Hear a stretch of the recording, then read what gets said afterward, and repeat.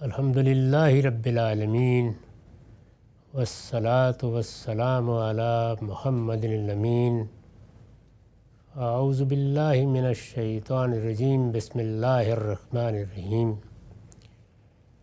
خواتین و حضرات، ہم سورہ ہود کی آیت 98 سے درس کی ابتدا کر رہے ہیں۔ اللہ کے پیغمبروں کی جو سرگزشتیں یہاں قیامت پر تاریخی استدلال کے لیے سنائی جا رہی ہیں، ان میں اب بہت مختصر طریقے پر سیدنا موسیٰ اور فرعون کی سرگزشت کی طرف اشارہ کیا ہے۔ یہ سرگزشت اس طرح کہ میں نے پچھلی نشست میں عرض کیا تھا، اس سورہ میں بہت مختصر طریقے پر آئی ہے۔ اس سے پیچھے سورہ یونس میں یہی داستان بہت تفصیل سے بیان کی گئی ہے۔ اس میں یہ فرمایا کہ موسیٰ کو ہم نے نشانیوں کے ساتھ اور ایک کھلی ہوئی سند کے ساتھ بھیجا، رسول بنا کر بھیجا۔ کن لوگوں کی طرف بھیجا؟ میں نے عرض کیا تھا کہ فرعون اور اس کے سرداروں کی طرف۔ یعنی موسیٰ علیہ السلام کی بعثت کا ایک پہلو تو یہ تھا کہ وہ اپنی قوم کے لیے اللہ کے پیغمبر تھے، ان کی ذمہ داری تھی کہ وہ بنی اسرائیل کو اب یہاں سے نکالیں، اور آگے جو مشن سپرد کیا گیا ہے جس کے تحت اس قوم کو فلسطین میں جا کر آباد ہونا ہے اور دنیا کے لیے توحید کا مرکز بنانا ہے، یہ اس ذمہ داری کو پورا کرنے کے لیے تیار ہوں۔ لیکن اس زمانے میں یہ پوری قوم فرعون کی غلامی میں تھی، اور یہ آسان نہیں تھا کہ یہ اٹھیں اور اٹھ کے موسیٰ علیہ السلام کے ساتھ چل پڑے۔ اس میں ناگزیر تھا کہ خود فرعون ہی سے بات کی جائے۔ وہ اگر اجازت نہیں دے گا تو بڑی کشمکش پیش آ جائے گی۔ تو اس لیے اللہ تعالیٰ نے دو پہلوؤں کو ایک ہی موقع پر ملحوظ رکھا، یعنی وہ اپنی قوم کے پاس جائیں۔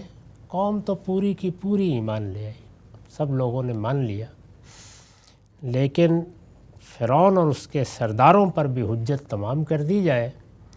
ان کو اگر اللہ تعالیٰ ایمان کی توفیق دے تو کیا کہنے ہیں، اور اگر ایسا نہ ہو سکے تو پھر ان پر وہی عذاب آئے گا جو پیغمبروں کے مخاطبین پر آتا ہے۔ تاہم موسیٰ علیہ السلام کی ذمہ داری قبطی قوم نہیں تھی، اس لیے اس کا کوئی ذکر بھی نہیں ہوتا۔ فرعون کے بارے میں فرمایا کہ موسیٰ علیہ السلام نے جا کر یہ سب دعوت سامنے رکھ دی، لیکن اس کے سرداروں نے فرعونی کی بات مانی۔ یعنی ایک صحیح بات کے سامنے آ جانے اور اس کے غیر معمولی شواہد دیکھ لینے کے بعد بھی، جس طرح کہ پہلی ہی آیت میں یہ فرمایا تھا کہ ہم نے نشانیوں کے ساتھ بھیجا، قرآن مجید نے وضاحت کی ہے کہ فی 9 آیات 9 نشانیاں تھیں، اور وہ سب کی سب بہت غیر معمولی تھیں، اور پھر اس کے ساتھ ایک کھلی ہوئی سند جس کو یہاں سلطان مبین کہا ہے، یعنی عصا۔ تاہم انہوں نے بات نہیں مانی اور اس پر تبصرہ کیا کہ وما امر فرعون برشید، درا حالے کہ فرعون کی بات راست نہیں تھی۔ یعنی بات میں تو کچھ بھی نہیں تھا، نہ علم، نہ استدلال، نہ عقل، نہ شعور، لیکن لوگوں نے بات اسی کی مانی۔ یقدم قومہ یوم القیامہ فاوردہم النار، قیامت کے دن وہ اپنی قوم کے آگے آگے ہوگا اور انہیں دوزخ میں لے جا اتارے گا۔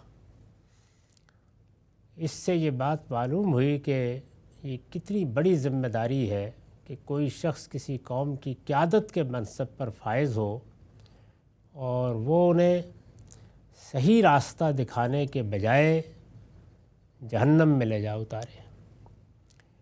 اس سے یہ بات بھی ضمناً معلوم ہو گئی کہ لوگوں کا یہ عذر کہ فلاں نے انہیں بہکا دیا اور فلاں نے انہیں احمق بنا لیا، یہ اللہ کے ہاں کوئی عذر نہیں ہے۔ ہر آدمی کو عقل دی گئی ہے، شعور دیا گیا ہے، اسے اپنے آپ کو بیدار رکھنا چاہیے اور اپنے رہنماؤں کی، اپنے علماء کی، اپنے دانشوروں کی ہر بات کو سوچ سمجھ کر قبول کرنا چاہیے۔ اللہ تعالیٰ نے ہر انسان کو جس عقل عام سے نوازا ہے وہ بہت بڑی نعمت ہے، وہ چراغ راہ ہے۔ ایسا نہیں ہو سکتا کہ کوئی شخص ظلمتوں میں لوگوں کو کھینچ لے جائے۔ اگر عقل بیدار ہو، شعور بیدار ہو، آدمی غفلت میں مبتلا نہ ہو جائے، تعصبات کا شکار نہ ہو، تو اس کے ذہن میں لازماً کھٹک پیدا ہوتی ہے، اور گرد و پیش سے بھی اللہ تعالیٰ اہتمام کرتے رہتے ہیں کہ تنبیہ کے مواقع پیدا ہوں۔ لیکن اگر عقل سے کام ہی نہیں لیا، یعنی روشنی تو دی گئی تھی، اس کو کسی بلند جگہ پر رکھ کے اپنے گھر کو روشن کرنے کی بجائے کہیں ڈھانپ کے رکھ دیا، تو اس میں پھر کچھ نہیں ہو سکتا۔ یہاں یہ بتا دیا کہ جو کچھ اس نے کیا قوم نے بھی وہی کیا، اور نتیجہ کیا نکلا؟ نتیجہ یہ کہ پھر ان سارے سرداروں اور رہنماؤں کا جس طرح وہ یہاں سردار اور رہنما تھا، اسی طرح پھر قیامت میں بھی ہوگا۔ اور جب ان لوگوں نے ایک پیغمبر کی بعثت کے باوجود بات نہیں مانی، وہاں بھی یہی انجام ہوگا۔ تو یہاں ظاہر ہے کہ قوم سے مراد قوم کے زعماء ہیں، اس کے بڑے بڑے رہنما، وہی جن کو پیچھے ملا کہا ہے، انہی کا ذکر اس پہلو سے کر دیا ہے، اس لیے کہ ایک بڑی تعداد ہوتی ہے جو امراء کی حیثیت سے چاروں طرف سے گویا بادشاہ سلامت کو مشورے بھی دیتی ہے، آراء بھی پیش کرتی ہے، اور ان کے لیے راہ بھی ہموار کرتی ہے۔ تو یہ سب کے بارے میں یہ کہا کہ یہ انہیں دوزخ کے گھاٹ پر جا اتارے گا۔ وَبِئْسَ الْوِرْدُ الْمَوْرُودُ، کیا ہی برا گھاٹ ہے جس پر وہ اتریں گے۔ فرمایا وَأُتْبِعُوا فِي هَٰذِهِ لَعْنَةً وَيَوْمَ الْقِيَامَةِ بِئْسَ الرِّفْدُ الْمَرْفُودُ، ان کے پیچھے دنیا میں بھی لعنت لگا دی گئی اور آخرت کے دن بھی کیا ہی برا صلہ ہے جو انہیں دیا گیا۔ تو یہ چند جملے ہیں جن میں پوری سرگزشت سمیٹ دی گئی ہے کہ فرعون کے پاس موسیٰ علیہ السلام نے جا کر وہی دعوت پیش کی جو پیچھے سب پیغمبروں کے بارے میں سن چکے ہو، اس کے سرداروں کو بھی یہی پیغام پہنچایا۔ نہ فرعون نے بات سنی، نہ سرداروں نے بات مانی، وہ فرعون ہی کی رہنمائی میں کھڑے رہے، اسی کی بات انہوں نے سنی، اسی کی بات مانی۔ اب ظاہر ہے کہ یہ اس کی قوم کے امراء ہیں، یہ اس کے زعماء ہیں، ان سب کو لے کر وہ جہنم میں پہنچا دے گا، اور یہ اندازہ نہیں کر سکتے لوگ کہ کیا ہی برا گھاٹ ہے جس پر وہ اتریں گے۔ دنیا میں لعنت لگا دی گئی، ظاہر ہے کہ جب اللہ تعالیٰ کا عذاب یہاں آیا تو اب اسی لحاظ سے تاریخ میں ان کا تذکرہ ہوتا رہے گا۔ اللہ کی رحمت سے وہ دنیا میں دور ہوئے، آخری وقت میں جب غرقاب ہونے سے پہلے فرعون نے کہا کہ انی تبت الآن، تو اس کی توبہ بھی قبول کرنے سے انکار کر دیا گیا۔ یہ دنیا کی لعنت ہے۔ لعنت کا مطلب ہوتا ہے رحمت سے دور ہو جانا، اور آخرت کے دن بھی یہی ہوگا۔ تو اس پر پھر فرمایا کہ بئس الرفد المرفود، کیا ہی برا صلہ ہے جو انہیں دیا گیا۔ اس پر میں نے حاشیہ لکھا ہے، موسیٰ علیہ السلام کی سرگزشت سورہ یونس میں بڑی تفصیل کے ساتھ بیان ہوئی ہے، اور دوسرے پیغمبروں کا حوالہ بالاجمال آیا ہے، یعنی وہاں ترتیب دوسری ہے۔ موسیٰ علیہ السلام کی سرگزشت میں بہت تفصیلات ہیں، اور باقی پیغمبر جن کی روداد یہاں ذرا تفصیل کے ساتھ بیان ہوئی ہے، ان کا حوالہ مختصر ہے۔ اس سورہ میں معاملہ اس کے برعکس ہے، یعنی یہاں ان کی سرگزشتیں بہت تفصیل کے ساتھ سنائی گئی ہیں، اور یہ سرگزشت چند جملوں میں سمیٹ دی ہے۔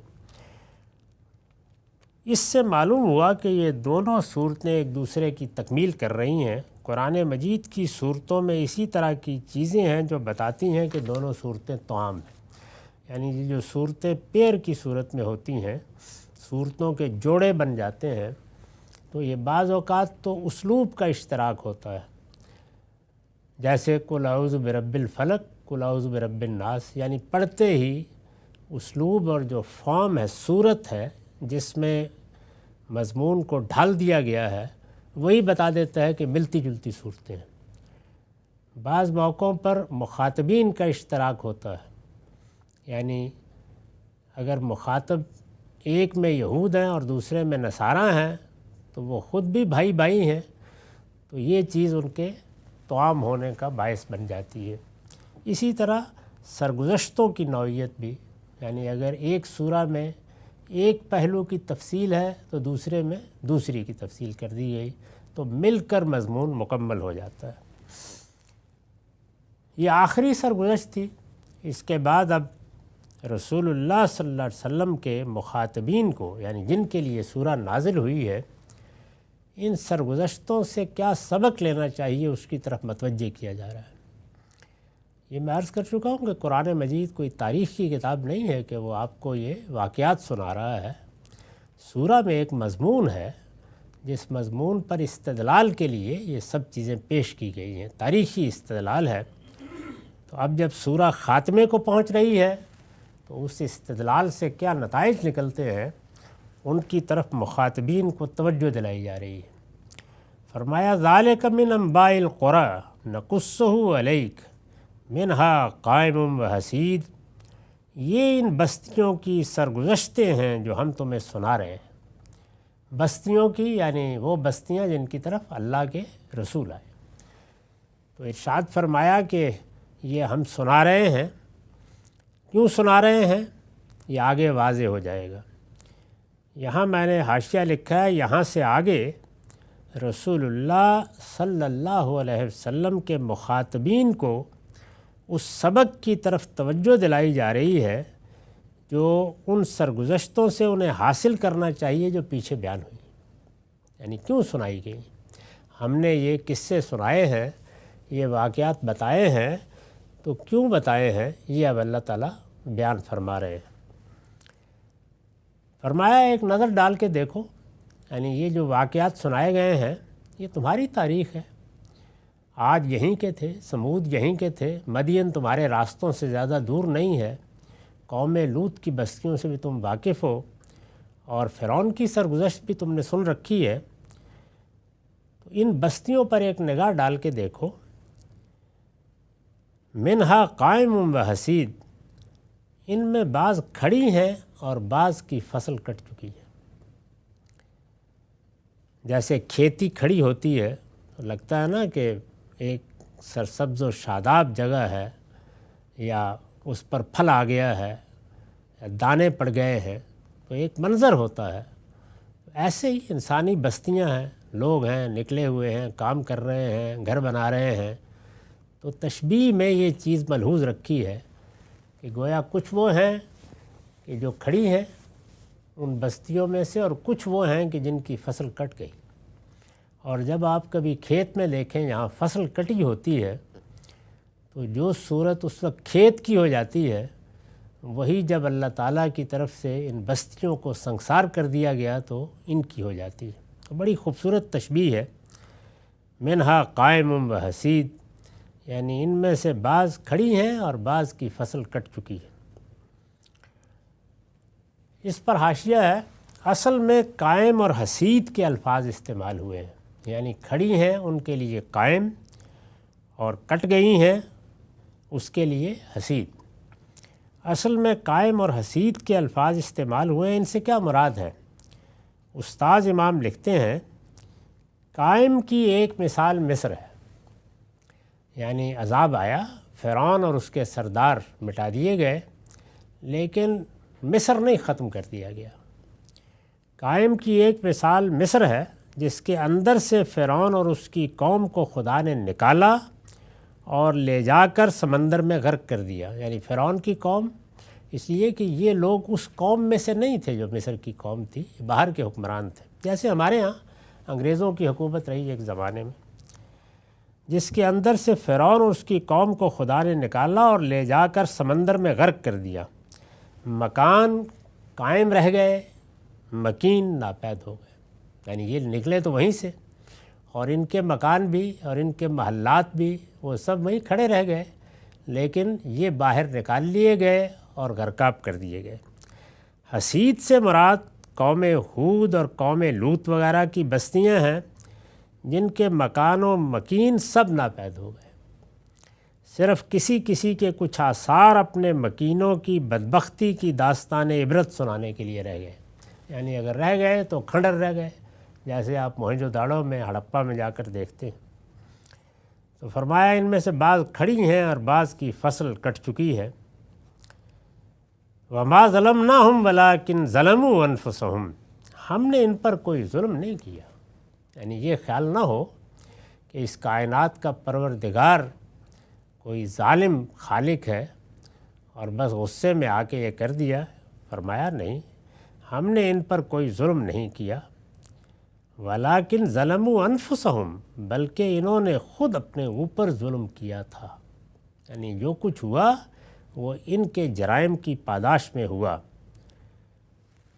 ارشاد ہوا فَمَا أَغْنَتْ عَنْهُمْ آلِهَتُهُمْ الَّتِي يَدْعُونَ مِن دُونِ اللَّهِ مِن شَيْءٍ لَمَّا جَاءَ أَمْرُ رَبِّكَ وَمَا زَادُوهُمْ غَيْرَ تَتْبِيبٍ، پھر تیرے پروردگار کا حکم صادر ہوا تو ان کے وہ معبود ان کے کچھ بھی کام نہ آئے جنہیں خدا کے سوا پکارتے تھے۔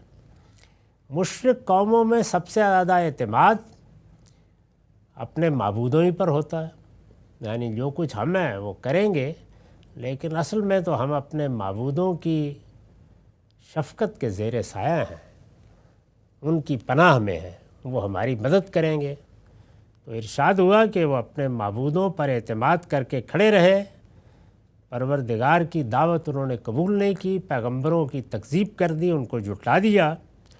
پھر ہمارے پروردگار کا حکم صادر ہوا، جس کا نتیجہ یہ نکلا کہ جب وہ سب کچھ ہو گیا جس کی داستان ہم سنا چکے ہیں، تو اس موقع پر ان کے معبودوں میں سے کوئی بچانے کے لیے نہیں آیا۔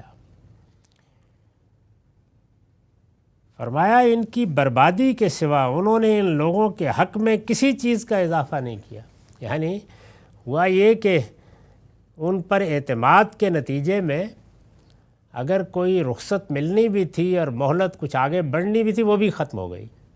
وَمَا زَادُهُمْ غَيْرَ تَتْبِيبٍ، ان کی بربادی کے سوا انہوں نے ان لوگوں کے حق میں کسی چیز کا اضافہ نہیں کیا۔ یہ ایک مختصر تبصرہ کر کے اب فرمایا وَكَذَلِكَ أَخْذُ رَبِّكَ إِذَا أَخَذَ الْقُرَىٰ وَهِيَ ظَالِمَةٌ إِنَّ أَخْذَهُ أَلِيمٌ شَدِيدٌ، تیرا پروردگار جب بستیوں کو پکڑتا ہے اور وہ ظلم کر رہی ہوتی ہیں تو اس کی پکڑ ایسی ہوتی ہے۔ یعنی یہی داستان ہے ان سب بستیوں کی۔ حقیقت یہ ہے کہ اس کی پکڑ بڑی دردناک اور سخت ہے۔ یہ میں عرض کر چکا ہوں کہ اگر تاریخ کو دیکھا جائے جیسے کہ قرآن نے بیان کی ہے، تو زیادہ تر قومیں سنگسار کر دی گئی۔ یعنی سائیکلونی ہوا نے انہی بستیوں کے گرد و پیش سے اینٹ پتھر اٹھائے اور سنگ و گشت کی بارش کر دی ان کے اوپر۔ تو جیسے آپ کسی شخص کو کھڑا کر کے سنگسار کرے، اس سے زیادہ کوئی دردناک موت نہیں ہو سکتی۔ پوری بستی کے ساتھ یہی کر ڈالا گیا۔ ان اخذہ علیم شدید، حقیقت یہ ہے کہ اس کی پکڑ بڑی دردناک اور سخت ہے۔ ان فی ذالک لآیہ لمن خاف عذاب الآخرہ، اس میں یقیناً ان لوگوں کے لیے بڑی نشانی ہے جو آخرت کے عذاب سے ڈرے، اندیشہ ناک ہو۔ تو یہ واضح کر دیا کہ یہ آخرت پر استدلال ہوتا ہے، یعنی پیغمبر آ کر جس چیز کی منادی کرتے ہیں وہ آخرت ہے۔ وہ اس چیز کی منادی کرتے ہیں کہ یہ دنیا جو تمہیں دی گئی ہے یہ عارضی ہے، اس میں جتنی مہلت ملی ہے وہ اللہ کی دی ہوئی مہلت ہے، اس کا شکر ادا کرو۔ اس میں اگر کوئی امتحان ہے تو وہ امتحان بھی صبر کے ساتھ گزارنا چاہیے۔ اس کے بعد اللہ تعالیٰ وہ دنیا وجود پذیر کر دے گا جس کی بنیاد امتحان یا ابتلا پر نہیں ہے، وہ عدل پر ہے، یعنی وہاں انصاف ہوگا، رحمت ہوگی، شفقت ہوگی۔ تو اس لیے اس دن کی تیاری کرو۔ یہ دنیا تو ابتدا میں ایک تمہید کے طور پر ہے، اصل دنیا وہی ہے جس کی خبر اللہ کے پیغمبر دیتے رہے ہیں۔ لیکن لوگوں نے یعنی اگر اس کو مانا بھی تو بس مان کے رکھ دیا، جیسے کہ اب بھی ہم دیکھتے ہیں یہ کہ آخرت آدمی کا ہدف بن جائے، وہ ہمیشہ اسے یاد رہے، وہ اس کو سامنے رکھ کر دنیا میں زندگی بسر کرے، بھرپور زندگی بسر کرے۔ اللہ یہی چاہتے ہیں، ضروریات بھی پوری کرے، دنیا کی زینتوں سے بھی فائدہ اٹھائے، دنیا میں اپنی صلاحیت کے لحاظ سے جو کردار ادا کرنا ہے وہ بھی کرے، لیکن ہر وقت پیش نظر رکھے کہ مجھے وہاں جواب دینا ہے اور میری اصل زندگی وہاں سے شروع ہوگی۔ تو فرمایا کہ یہ جو سرگزشتیں ہم نے سنائی ہیں یہ اس کی بہت بڑی نشانی ہے۔ ان فی ذالک لآیۃ لمن خاف عذاب الآخرہ ذالک یوم مجموع لہ الناس، وہ ایک ایسا دن ہے جس کے لیے سب لوگ اکٹھے کیے جائیں گے، یعنی وہ دن ہم نے مقرر کر رکھا ہوا ہے، جب تک ہم اس دنیا کو اس کے انجام تک نہیں پہنچا لیں گے وہ دن نہیں آئے گا۔ یعنی ایسا نہیں ہے کہ یہاں سے لوگ رخصت ہوں اور سب کے لیے حساب کتاب برپا کر کے ان کو ان کے ٹھکانوں پر پہنچا دیا جائے، نہیں، سب لوگ سلا دیے جاتے ہیں، ایک ہی دن سب اکٹھے کیے جائیں گے اور اس دن پھر حاضری کا دن ہوگا۔ وذالک یوم مشہود، وہ ایک ایسا دن ہے جس کے لیے سب لوگ اکٹھے کیے جائیں گے اور وہ حاضری کا دن ہوگا۔ اس پر میں نے لکھا ہے یعنی سب کی حاضری کا دن، حاضری کا دن چند لوگوں کی نہیں یا اس وقت مرنے والوں کی نہیں، سب کی حاضری کا دن، تاکہ معاملے کے تمام فریق سامنے موجود ہوں اور جو کچھ فیصلہ سنایا جائے پورے انصاف کے ساتھ سنایا جائے۔ قرآن مجید جس جزا و سزا کا تصور پیش کرتا ہے وہ یہ ہے، یعنی اگر اس بات کو تسلیم کر لیا جائے جیسے کہ بعض قدیم فلسفیوں نے یہ چاہا کہ جزا و سزا کو انسان کے جنم در جنم وجود میں آنے سے متعلق کر دیں، اس میں ہم دیکھتے ہیں کہ جو داستان بھی سنائی جائے بہرحال چند چیزیں بالکل واضح ہیں۔ مجھے نہیں شعور اس بات کا کہ اگر میرا کوئی پہلے جنم تھا تو کیا تھا، میں نے اس میں کیا کارنامہ انجام دیا تھا اور آپ نے کیا دیا تھا، اس کا نتیجہ اب کیا نکلا ہے، اچھا نکلا ہے یا برا نکلا ہے۔ اسی طریقے سے اگر وہاں کوئی میرے سارے کارنامے کو جانچنے پرکھنے کا طریقہ اختیار کیا گیا تو اس کا بھی کوئی شعور مجھے نہیں ہے۔ تو انصاف کے جو بنیادی تقاضے ہیں، اگر انصاف ہونا ہے تو ان میں سے کوئی بھی اس سے پورا نہیں ہوتا۔ یہ محض ایک افسانہ ہے جو انسان اپنے تخیل کے زور پر پیدا کر لیتا ہے، وہ عام زندگی میں بھی پیدا کرتا ہے۔ یہ دنیا میں جو کچھ فکشن لکھا جاتا ہے وہ انسان کی اسی تخلیقی صلاحیت کے شاہکار ہوتے ہیں، وہ ما بعد طبیعیاتی افکار میں بھی پیدا کر لیتا ہے، اور بڑے بڑے فلسفی یہی کام کرتے ہیں۔